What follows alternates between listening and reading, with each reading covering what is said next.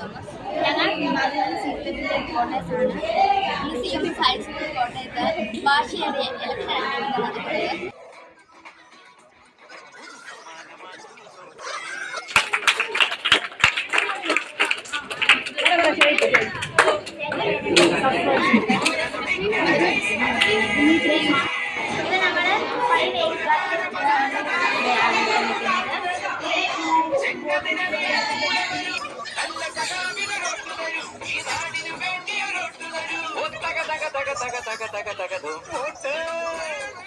ഒരു തെരഞ്ഞെടുപ്പ് അടുക്കണ സമയത്ത് വിലയുള്ള നോട്ട്.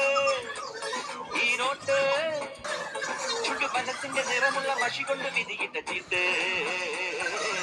മലകളയരുതമ്മിണിയെ പുതു സമ്മാനമാ പൂസ്വാദരിയെ.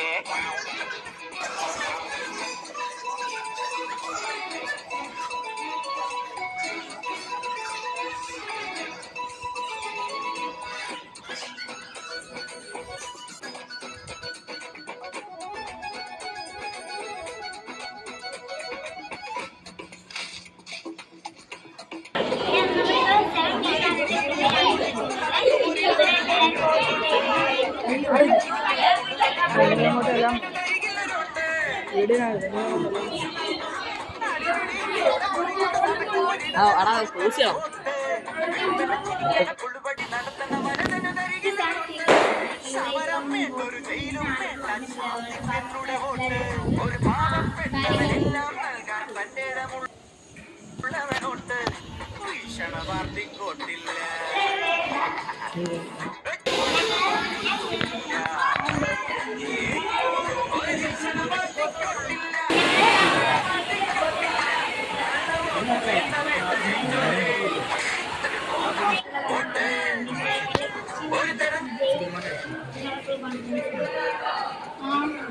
എല്ലാവരും എന്റെ സപ്പോർട്ടാണ്.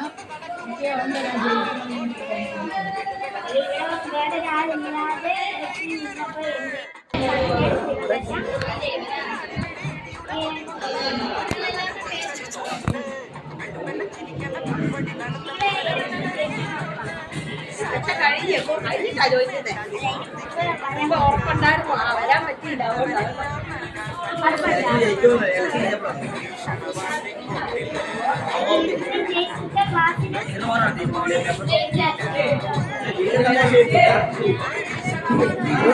എന്റെ ജോലി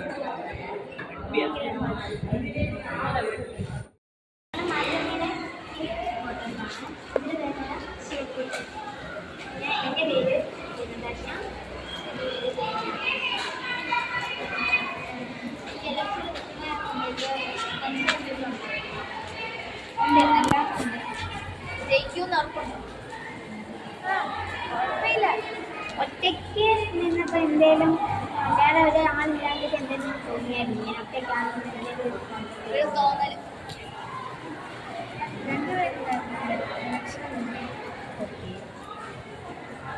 മറ്റേ ആളുടെ പേരെന്താ? ഇവിടെ ജയിച്ചാൽ ഈ ക്ലാസ്സിന് സ്കൂളിലായിട്ട് ചെയ്യുന്ന എന്തൊക്കെ കാര്യങ്ങളാണ്? സ്കൂളിൽ നല്ലത് വരാൻ വേണ്ടി മാത്രമല്ലേ ചെയ്യുന്നത്. ഇങ്ങനെ ലീഡറായി കഴിഞ്ഞാൽ ക്ലാസ് എന്തെങ്കിലും ചിലവ് വേണം, എന്തെങ്കിലും ഓർഡർ പിന്നെ ഉണ്ട് അത് കൊടുക്കാൻ ആഗ്രഹിക്കുന്നുണ്ട്.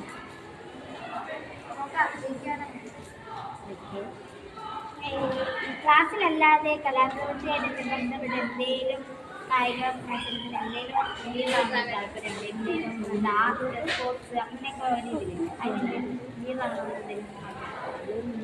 ആർട്ടിനുണ്ടായിരുന്നു.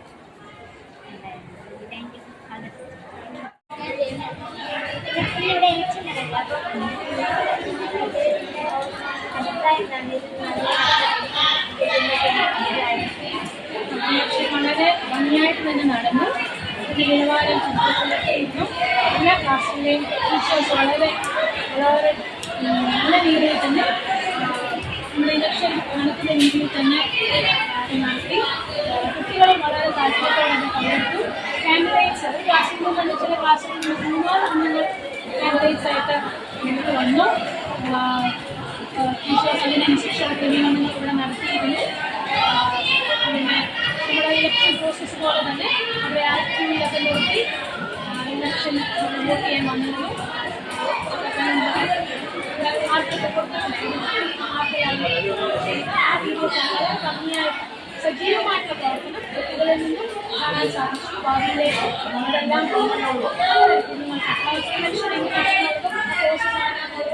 ഇവിടെ ധാരണ എന്നിവർക്ക് ലഭിച്ചു.